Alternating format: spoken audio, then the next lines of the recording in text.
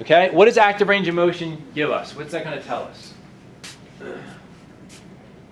Baseline, what do you do? Okay, baseline, it gives us a sense of their willingness to move, gives us a sense of how the muscle is functioning. Okay, so I'm going to have JT hop up on the table for me. All right, now we can look at active range of motion in a couple different directions, and so we may want to look at it anteriorly. Typically with the shoulders, we're embarking on goniometry of the shoulder. I'm going to recommend that you guys look from a posterior perspective. Okay, what this allows me to look at is what's going on with the scapulae as they're going through this motion. Okay, so what motions of the shoulder are we going to take a peek at? Flexion, abduction, extension, horizontal abduction and adduction we might measure. Not as commonly maybe, right? And ER and IR, right? So I'm just going to go through those motions. What am I looking for? I'm looking for overall, big blinking lights. Am I seeing anything that's not moving well? I'm looking at his symptomatic response to that. It's giving me a visual estimation of what I can expect when I then go in and do passive range. So my first thing is I'm going to do a quick screen and just ask JT to move. Okay? So everybody stand up for a second. So here's a cool party trick that you can do at parties with your friends, right? Of course, they'll have to be PT geeks to appreciate it. Okay, so what I want you guys to do is, with your right shoulder, think about your thumb pointing straight out in front of you. Okay? So everybody now move their arm from their side up to flexion. Okay? Move out to abduction. And now move down to your side again.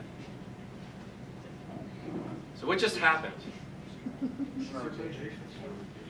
Yeah, I got rotation. Does anybody remember rotating? We didn't rotate, right? Okay, maybe we messed up. Let's try it again. So thumb pointing forward. Let's come up straight into flexion. Let's go to abduction. Let's come down to our side. Darn it, it did it again, right? So we might say that we went through, what, 45 degrees or 90 degrees of abduction, right? Well, if we do it again, now our palm is facing forward. Do it again. Come up, go over, and go back. Oh man, it went another 90 degrees. So what's happening when we go from flexion to abduction? Rotation. What kind of rotation? External rotation. So shorten the arc and you'll see it. So don't come all the way up to 90 degrees. Come up, do this for me. Just come up a little bit. Now go into abduction. Do you see how you're externally rotating as you go into abduction? It's called Codman's paradox. And here's the key, here's the point. Abduction, a component motion of abduction, for me to abduct fully, I need external rotation. Component motion of flexion is internal rotation. But if I'm between the two, I need no rotation. You guys with me? So abduction, I need some external rotation. Flexion, I need some internal rotation. But if I'm going in this plane here between the two, it's a neutral position and no rotation is required. Okay? So now when I look at JT, you guys can have a seat.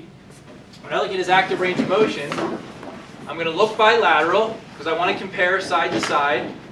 Okay? And what I'm going to do is I'm going to have JT just with either thumbs up or maybe even internal rotation, palms down, I'm going to have him raise his arms overhead. So with both of your arms, raise overhead as far as you can and back down again. Now, you could be a really, really good, astute observer and catch all of that that's going on in one repetition. My recommendation is do multiple repetitions. So let's see, one time tells us a little snapshot, but if we look at that a few times, it gives me a better sense of what his willingness to move and how things are moving. Also, what also helps me is I can observe back here, right, twiddle my fingers, or I can put my hands on his inferior angles of his scapulae. I can get a sense of how that movement is occurring and kind of get a feel for what's going on while he's moving. So my recommendation is to do multiple repetitions, okay, and to use your hands and kind of palpate the scapulae as he's going through so we get a sense of that motion. So go ahead and do that again for me in the flexion. So which one is elevating first as he comes down? Go and come back down again. What's going on with muscle firing? Is one joint unlocking quicker than another? Okay. Now with arms out to the side, palms up. Okay, because remember we want external rotation, right? I'm going to have him go into abduction for me overhead. Abduction gives me some really good information about what's going on with the scapulae. I'm expecting them to elevate, upwardly rotate, and protract a little bit, right? Whereas flexion, they really don't do as much. A lot of times with abduction, or flexion rather, we're going to see a little bit more medial winging than we would see with abduction. So I'll go through that a couple times. Okay? Arms at your side. I'm just going to kind of have you now go out this way and come into your belly. Or the other way of looking at ER-IR is, can you bring your arm behind your head? Good. And now bring it behind your back. Right? So we're looking at IR and ER. We're combining it with extension and adduction. Right? So we're combining, it's a combined movement, but it looks at overall functional mobility.